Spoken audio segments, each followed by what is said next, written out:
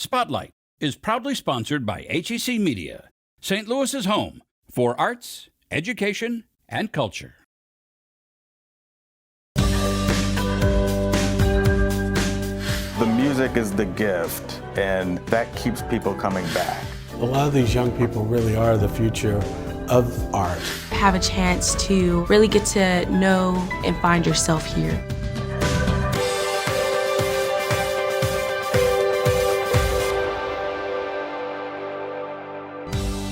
Today on Spotlight, inside the Delmar Loop's Juneteenth festivities, what your family can expect. Plus, a St. Louis company gets a $15 million boost to enhance its Alzheimer's blood test. And then the exhibits at CAM, including a collaboration with students from local high schools. But first, the art of chamber music. What is really happening while the players are making music? It's Sunday and you're watching the multiple Emmy Award-winning Spotlight.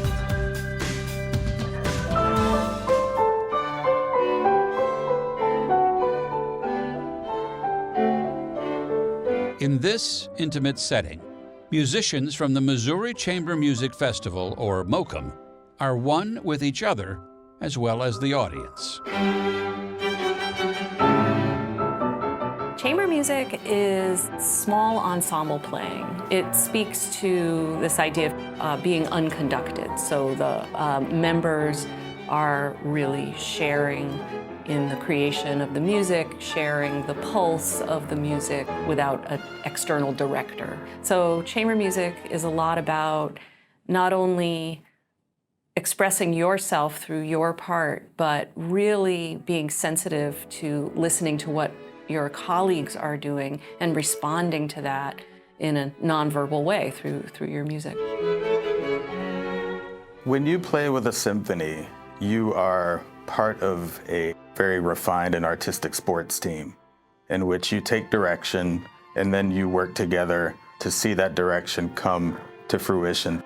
When you play chamber music together, it's a very different, more intensive and collaborative role amongst the 4 or 5 players who are there. You each are individually charged with contributing to the final product or what you're going to bring on stage artistically. And so you get a lot more input, you get a lot more say in all of the musical ideas. Do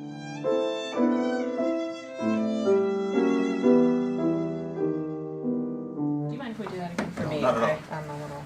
You really enjoy and you cherish the relationship that you have with friends and colleagues over the years, and it's the culmination of that to be able to make music together on stage.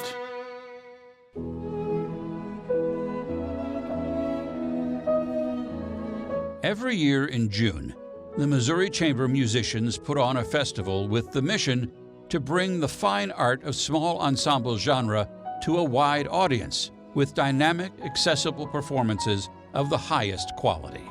What separates MOCM is that it's offered during the summertime, and most other chamber music series only run primarily during the school year.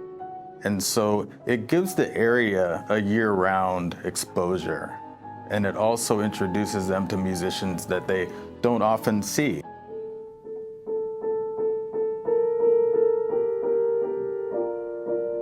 It's hard for me to describe how meaningful it is for me to have the programs come to life that I've dreamed about. And it's also just a high point to my year as a professional pianist. What we want the audience to feel in a chamber music concert is like they're right there with us. It's like they're in our musical living room and they're watching friends have this great conversation. They're watching friends laugh, cry, fight, triumph, and feel all these emotions with us. And that to me is truly effective. That makes a concert that people walk away remembering.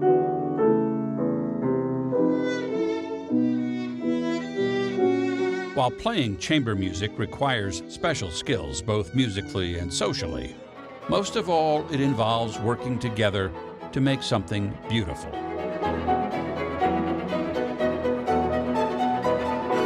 Musicians of the Missouri Chamber Music Festival are fiercely committed to expressive and dynamic performances. They are the best of the best, and it's always a privilege to present them each June. The music is the gift, and that keeps people coming back. And so you want to see that continue to flourish and thrive. The Missouri Chamber Music Festival will take place June 12th through the 17th. Visit mochambermusic.org for times and tickets. A chamber music performance later on Spotlight. We're celebrating Juneteenth, which is the celebration and education of slavery that ended in 1865. And we are celebrating it here in the Delmar Loop. This is our third year. We had our first one in 2019, and of course in the pandemic, and then now we're celebrating again for year number 3 in 2023. So we are celebrating this to bring education and also to bring community and family and friends together at Delmar and Hamilton in the 5800 block of Delmar Loop, which most people are not aware. It's a lot of Black and brown owned businesses in that part of the loop. The businesses are of course beautiful across all of Delmar, but again, I want to make sure that we are also extending the Delmar Loop to that end so that everybody can be aware of all the businesses that are there. So please come out and experience all the businesses that you may not be aware of. I can't wait for Juneteenth. We're celebrating with so many great activities. We're having so many sponsors and Black owned businesses and just people that are really supporting this event. So we're going to have live music and entertainment. So we're going to have sounds from DJ KP. We're going to have the Red and Black Brass Band as well. We're going to have the Spirit of Angela African Dance and Drumming. And we're also going to have GOV as well.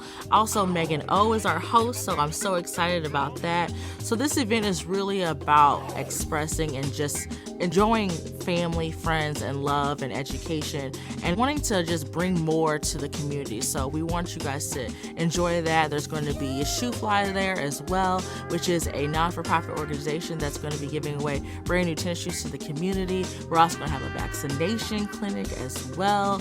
Home Depot is also going to be with us to provide different activities for the kids. We're going to have face painting, henna. We're going to have bounce houses for the kids. We really just want this event, again, to bring people together after the pandemic. It's been a hard few years, and we just want to expand and, show love and education about the area of the Delmar Loop as well as Juneteenth. So I'm so excited for you guys to come. Again, it's a free event on June 10th from 12 to 6. It's at Delmar and Hamilton, right at the other end of the Delmar Loop. Can't wait to see you guys there. It's a magnificent experiment in artistry. The 14th annual Mannequins in the Loop kicked off in front of Blueberry Hill in late April. In part, it's a way to help promote local and regional artists. And they always have an environmentally sound type of theme where our planet is worth something. And they just bring out the best in artists. The Mannequin Project is a way to highlight small businesses in the Delmar Loop. Artists had 4 weeks to design and decorate their mannequin using recycled or other donated materials. We've got the espresso beans, we have the logos cut out from the cups, we have straws, we have handlebags, we have all these coffee filter flowers and cups as well. The mannequins will be on display in the Delmar Loop through Saturday, June 10th. The finale and awards presentation is on Sunday, June 11th. Visit mannequinsontheloop.com for updates. And be sure to watch Spotlight next week for the full story.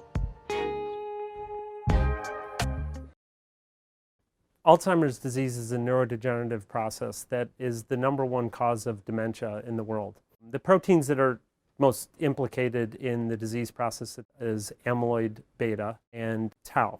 And over time forms amyloid plaques and tau tangles that lead to progressive memory decline. Alzheimer's disease is a very difficult condition to diagnose. Incorrect diagnosis can occur in up to 30 to 50% of patients, particularly in the early stages of disease. Joel Bronstein is the CEO of C2N Diagnostics in St. Louis. The company developed the Precivity AD blood test. It's a diagnostic tool for the accurate identification of Alzheimer's disease. That test takes a sample of blood. it comes to the C2N Diagnostics Laboratory. Based on an algorithm that C2N developed, we combine a variety of biomarkers with a patient's age into a test result that we call the amyloid probability score, or the APS.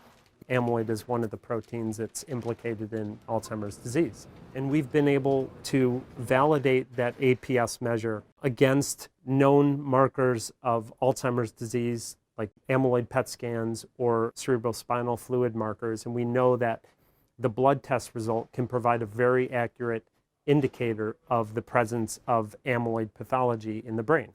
The blood test rolled out in 2020. We were really the first group to be able to demonstrate through our collaboration with Washington University, who were the original inventors on some of the underlying technology, that one could actually use these blood markers to accurately identify the presence of amyloid pathology in the brain.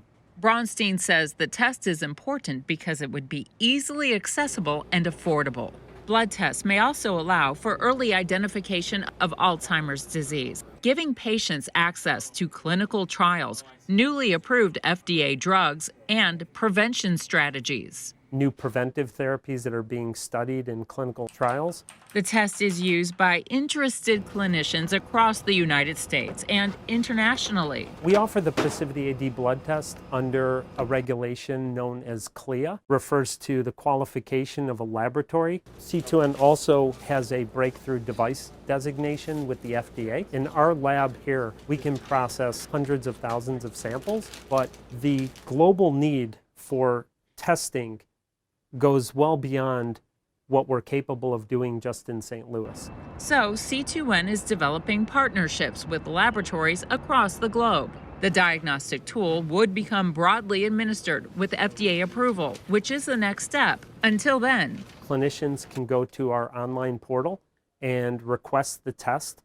We provide a simple sample collection kit. And recently, the biotechnology received an enormous boost. C2N Diagnostics raised $15 million to advance the technology. GHR Foundation is a nonprofit organization that has been a major leader in supporting Alzheimer's-related treatment studies, prevention studies. GHR Foundation provided their original funding to C2N Diagnostics several years ago, and that original investment amount was for $20 million. Several months ago, we closed on an additional $15 million from GHR Foundation. In part, C2N plans to use the money for the development of PrecivityAD2. Using some of those resources to bring our next generation blood test to the market, which is known as PrecivityAD2. And that's a test that's going to not only be able to measure amyloid markers, but also markers that are implicated in tau tangle pathology, which is another protein component of Alzheimer's disease. And so the PrecivityAD2 test is our next generation test that represents a continued advance in innovation to improve diagnostic accuracy and be able to think about early and accurate diagnosis for patients. For original programming and award-winning content, explore hecmedia.org. Find all of your favorite genres, including the arts and sciences. Go in-depth with the latest research. Get insight into new technologies. Learn about breakthrough discoveries. Find it all in one place. Explore hecmedia.org. We are here at the Contemporary Art Museum, St. Louis. We have 3 exhibitions on view, and we're starting with Jacoby Satterwhite, Spirits Roaming on the Earth. This is an exhibition that is traveling from Pittsburgh. It was organized by a curator named Elizabeth Chodos, and we brought the exhibition to St. Louis, and our organizing curator here was our former Faring Foundation Chief Curator, Wesson Al-Qaderi. This is a major survey exhibition of work by Jacoby Satterwhite. Jacoby is a conceptual artist who works across many different disciplines, and he draws from so many different influences and references, from art history to mythology history, pop culture, queer theory, and on view in the exhibition are many different types of works of art. Visitors will see paintings, installations, sculpture, videos, virtual reality sitting area. This artist works in 3D animation and builds these worlds, immersing visitors in an entire fantasy experience. And so I think for our visitors that come through, there are many different ways to engage with the work, but the work thrives on being impossible to pin down. It really resists easy categorization. It's so much more about exuberance and excess and maximalism. I think for visitors, there will be so much to latch onto in the exhibition and so much to relate to in his worlds. As you come up the stairs, you will see a number of exhibitions. The first along the mezzanine is a collaboration with Creative Reaction Lab, and that is Artwork for Equity, and that actually features designs, posters made by 25 Black and Latinx designers from around the country who work with Creative Reaction Lab.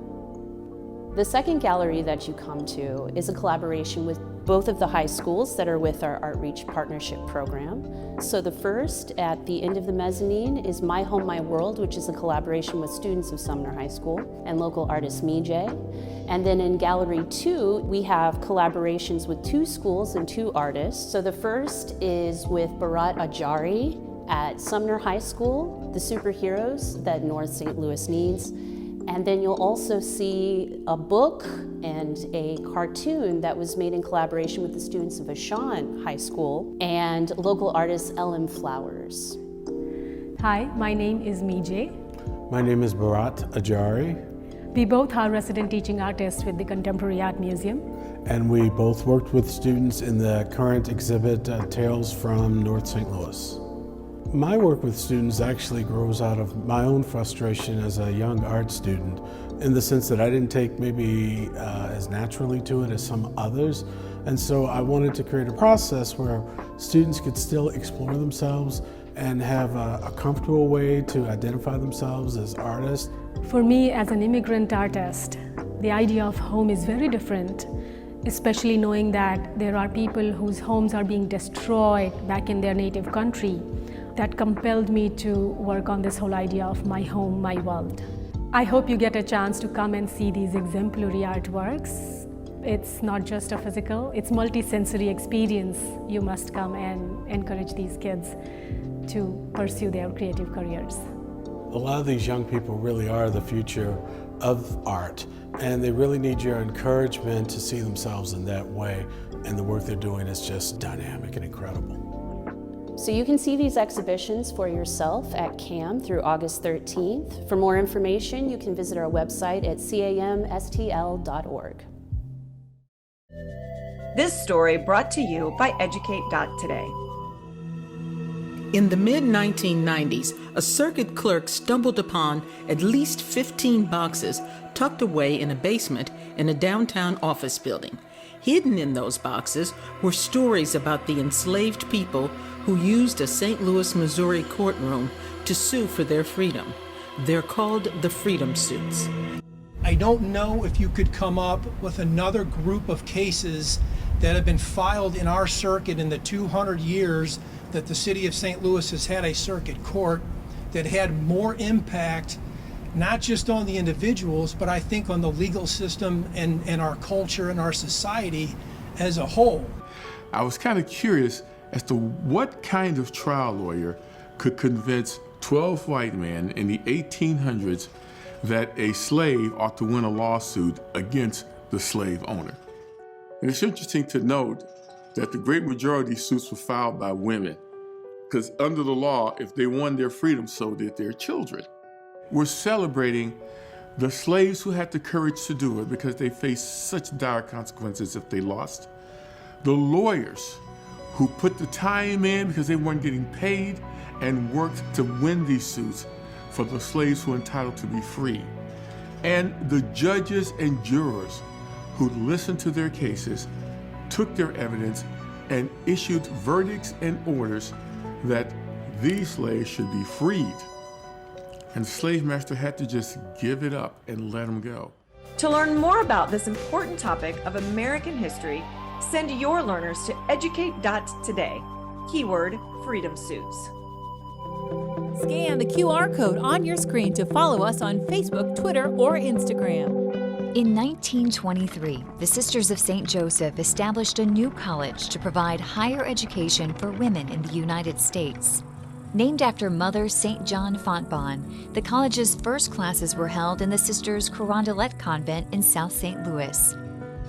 In 1925, a new campus was built in suburban Clayton, where the school could not only grow in size, but in its ambitions to teach and to serve the community. Now, in 2023, Fontbonne University is celebrating its centennial and is looking forward to its next 100 years. 100 years, what a big deal. The centennial is important for reasons of connecting students to the history of the Sisters of St. Joseph, connecting us to our community in a broader way. Fontbonne continually expands its programs, which equip students to compete and contribute to our changing world. The university's liberal arts curriculum includes unique opportunities that serve a diverse student community. I think the needs of students are at the forefront of what we do here at Fontbonne.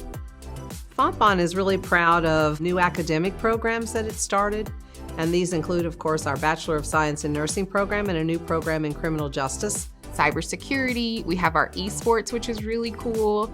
Nursing, and then we're going to be doing an interprofessional living space for allied health professionals, so nursing and speech-language pathology.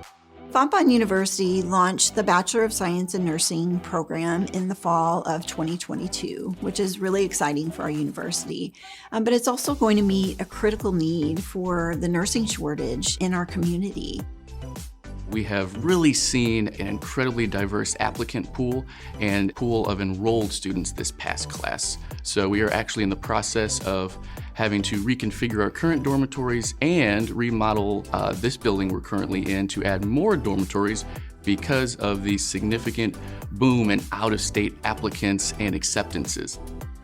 Fontbonne's very proud of the fact that in the past decades, our population of students has become increasingly diverse. This means that we're truly living out the Sisters' mission who founded the institution because they believe that we support and serve the dear neighbor in need without distinction. As Fontbonne's population continues to grow, so does the profile of the campus. But one thing remains unchanged: the mission of Fontbonne. To me, the Fontbonne mission hasn't changed. It is to educate students to think critically, act ethically, and serve responsibly. And that is exactly what happens here. One of our core values is our concern for the dear neighbor. We have a day called Fontbonne Day, and that is where we dedicate that Friday of doing a service project. We go to one of the gardens here in St. Louis, and we pretty much spend the whole day gardening and helping with that community. Generations of people dedicated to serving their community have walked the halls of Fontbonne. The centennial celebrations have not only commemorated the success of the past, but helped make connections for the future. Our centennial has been an opportunity to re-engage with our alumni, with our donors, with the community here in Clayton and beyond. We've had so many exciting programs on the campus that have brought people here to hear guest lecturers. We've hosted a volume of the St. John's Bible. The St. John's Bible is a work of art that is both hand calligraphed and illuminated and took 12 years to complete. It is just a fabulous creation, both artistically and a representation of the Word of God. I'm super excited to be a senior during the centennial year. All of the events that happened this year, for example, like the sprint football team coming in, I thought that was really exciting. Fontbonne was the creator of a new sprint football league. Sprint football is the same as traditional football, but there's a weight restriction so that young men have to weigh 178 pounds or less in order to play. We played our inaugural season in fall of 2022, and it brought us many young men who wanted to study here that came because they wanted to play football. I think a new student would benefit from coming to Fontbonne in a variety of ways. The small class sizes allow students to get to know their faculty members, to get to know the staff, but we also have so many student organizations that are born out of student interest, out of student need, that really does help students feel like they have a place here at Fontbonne. That's really what drew me into Fontbonne, that small community, the small class sizes, the fact that everyone here knows each other, and that the professors know you. You're not just a number, they actually know you by your name. I never expected myself to be so involved on campus as I am now. It's definitely not what I expected, but it's so much better than what I could have expected. You're going to gain a lot of different experiences. You're going to learn a lot. You're going to be involved here on campus whether you want to or not. And you're going to have a chance to really get to know and find yourself here. We are going to be prepared for this next 100 years. The first 100, they're come and gone. I want it to be here another 100. I believe it will be, and we're putting it on a path to be sure that'll happen.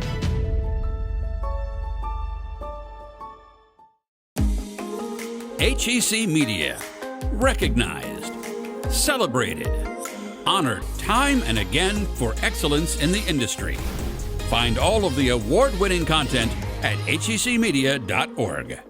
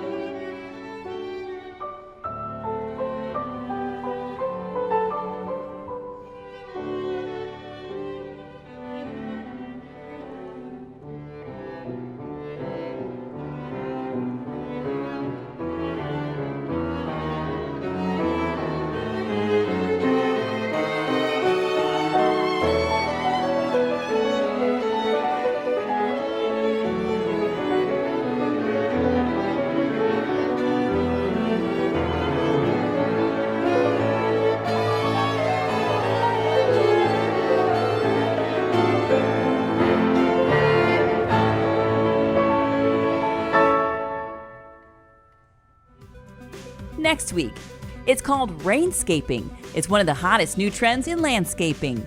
Plus, the Foundry's annual print exhibit is coming up, and we have all the details. Thanks for watching Spotlight. Join us next Sunday at 9:30 a.m. on KPLR 11.